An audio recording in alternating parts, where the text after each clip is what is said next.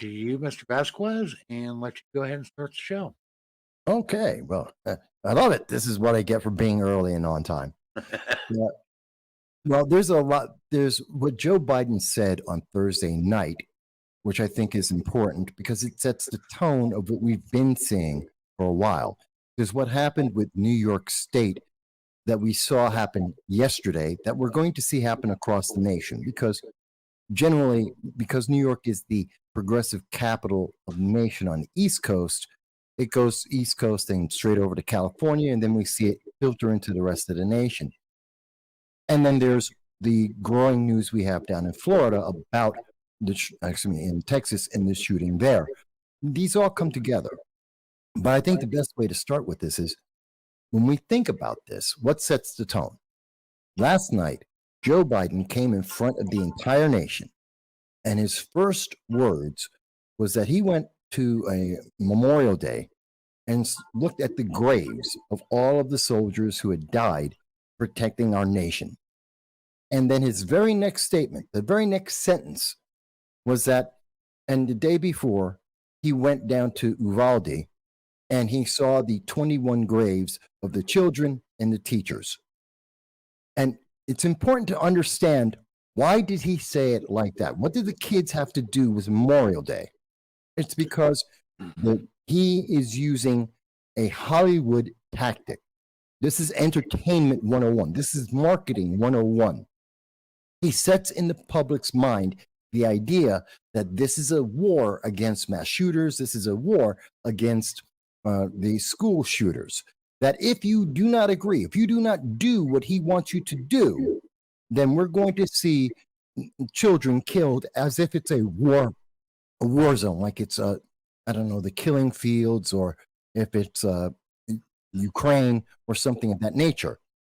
And that's the beginning of the mental manipulation, the mental coercion that Joe Biden was doing last night. And we saw Democrats around the nation are using against the public.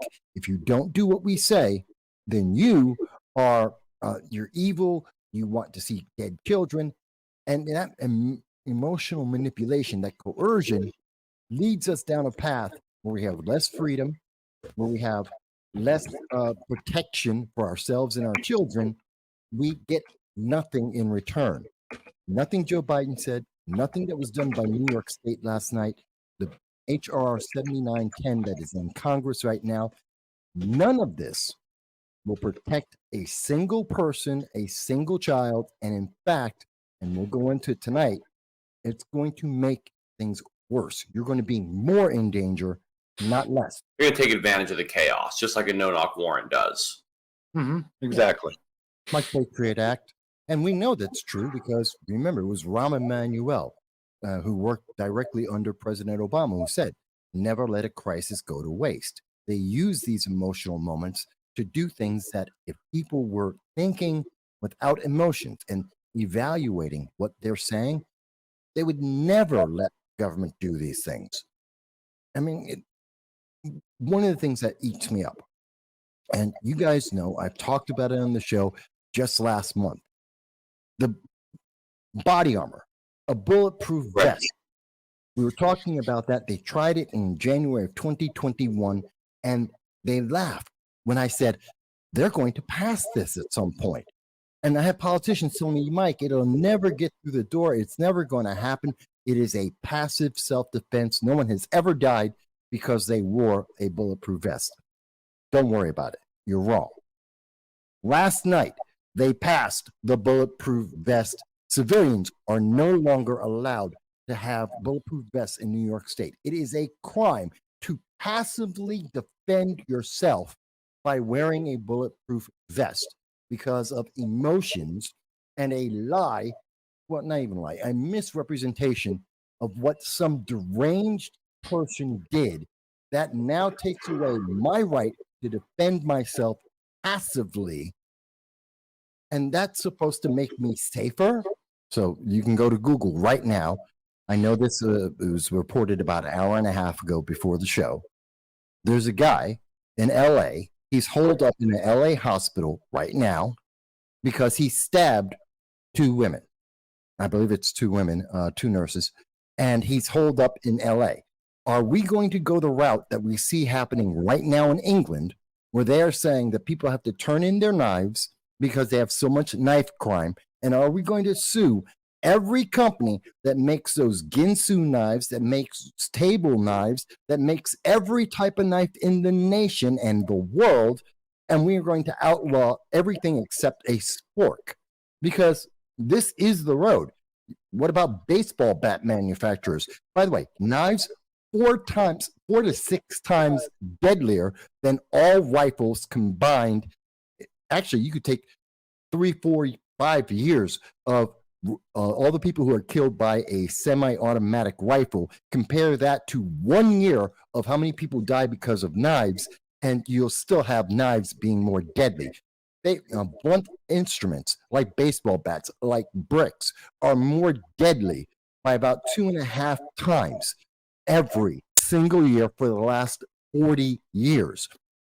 Where does this end? Because the answer is there's always a way for someone who is crazy or criminal to be able to use force against innocent individuals. And none of these laws stop that, because we're asking the wrong question. The question I think it is, and you guys can tell me if you think I'm right, the question should be, what makes someone decide the only answer is to kill an innocent person? If we answer that, we can fix a lot of this. We're not doing that, so it's not a. I agree. But now that the body armor thing is gone, 3 years ago in Chicago, there was a big push by the Board of Education in Chicago that instead of buying books for the kids or increasing funding to the schools or increasing the security at the schools, the Chicago school system was going to go out and contract with a company to make bulletproof backpacks that the kids could carry their stuff to school. So when they had the drive-by shootings that happen every day in Chicago, the kids would have some modicum of protection around them. In the same bill that they passed that says the kids are all going to get bulletproof backpacks, they said, well, also to increase school security, the backpacks have to be made of clear plastic so that the people in the school can see what's in the goddamn backpack. Bulletproof material is not clear. I know. It's not clear unless it's bulletproof glass. And So, and then bulletproof vests and take them away from adults in New York. How is this making anybody safer? oh, sorry, go ahead, Vass. I was just going to say. Sorry, I just had to catch up on the first 15 minutes of the show that I missed. No, I'm hopped up on caffeine, so. So am I. But I want everyone who's watching to understand something. When you hear Frank speaking, unlike Representative Sheila Jackson Lee, who thinks that an M16 weighs as much as 10 boxes and thinks that it fires a 50 caliber round and is shown up by 10-year-olds on YouTube, look it up. You will see the reality. I want you to understand, she's passing bills like HR 127 and HR 7910, so you can look them up. Frank, by the way, is an expert and is licensed to train people about firearms and knows what he's actually talking about. And for all the people who are going, well, you're just a bunch of guys. Frank's an expert in terms of firearms. I'm pretty damn good in terms of law. I listen to Frank because he knows what he's talking about in detail. Not only that, Michael Vasquez and myself are both former Marines. We've been highly trained in the actual platforms that they are discussing and that they're trying to compare modern sporting rifles to. The scary black rifle, right? The AR-15. Any unsuspecting jackass will see this and say, oh, that's an AR-15. No, the fuck it's not. It's a 12-gauge shotgun. But I've had people, I went to the range, and some guys like, that's a weird-looking AR-15. I'm like, what? Like, the 1-year-old, I'm like, the shotgun. Oh, no, they don't make shotguns that look like that. No, they definitely do. I'm shooting one. It's just, it's a look to people. It's not a goddamn AR-15. It's a Citadel Boss 25. It's a 12-gauge. It's my favorite 12-gauge. It kicks the shit out of my shoulder because it'll only shoot and over 1400 FPS velocity, but it's fun to shoot. It's painful. It's a good example, though. Mhm. We have been, the general public has been so Hollywoodized. I don't know if that's a word, but I'm making it now. I like it. In thinking that firearms are, I mean, literally, they think that a handgun, a 22 or a 380 automatic, is like the shoulder holster out of Predator. It's like, no, guys, you can't just shoot a person with a bullet, and it's not going to be a RoboCop, and this guy's not going to burst into flame. But they use that in conjunction with NPR and what we're seeing in the major news media, complete lies. We're listening to Biden lie repeatedly. And it's such a big lie that even the left-leaning news media had to say, no, everything he says about the Second Amendment, it's a lie. It's a lie. Yes, you can own a cannon. You can own a tank. You can own a flamethrower. It is a fact. 730,000 people own machine guns right now. And you could own them in the past from day one of the Second Amendment. It boggles my mind that people look at this stuff and they tell me, Mike, but you just don't understand. Yes, I do. I do. I listen to experts, and I've been in the military, and I've been to a range, and I go to a range with guys like Jeremy, like Mike, like Frank, and I have seen the firearms. And you know what? There's reality that no one in Congress is talking about, because the moment they start talking about it, everyone goes, oh, you just hate children. You just want to see people die. Mm-hmm. And then and that's the worst thing about it, is everyone who does know about this stuff, they actually shut up because they're like, oh, well, that shut me down. It's like, no, yell at them and tell them how stupid they are. I think the only one I've seen recently do that is like Chip Roy. Is also a Ruger 1022, the exact same rifle except with different cosmetic hardware. Oh, but Jeremy's is actually better. It's legal. Well, no, not that it's legal. Wait! I can make it illegal. There you go. Now it's illegal. Yeah, it's legal in California. Now it's like, yeah. It's New York. It's got a really nice Bushnell scope on it. I do have a nice Bushnell scope. Well, that'll be outlawed But- soon. They're going to Oh, wind yeah. up outlawing scopes that have anything more Oh, than 3 You want to magazines. know? You want to know who this gun belongs to? Hold on a second. Your wife? Come here, Actually, sweetie. Over here. Whose gun is this? Aw, This is all her gun. right. There you go. awesome. And she is an ace with it. The problem that we have with these kinds of bills, when we see hate crimes, domestic terrorism, insurrection, one, we don't have a definition of the terms. We don't know what these things mean. Legally, we don't know what they mean. And casually, in the way it's used in the media, we have no idea. It's like saying someone's a racist. Everyone's a racist. They just racist. You're a homophobe. You're a phobe. We throw these terms around because someone feels like they don't like someone. So that's your first problem, like Frank is mentioning. It's that slippery slope is there. But also, there's another thing that we have to remember.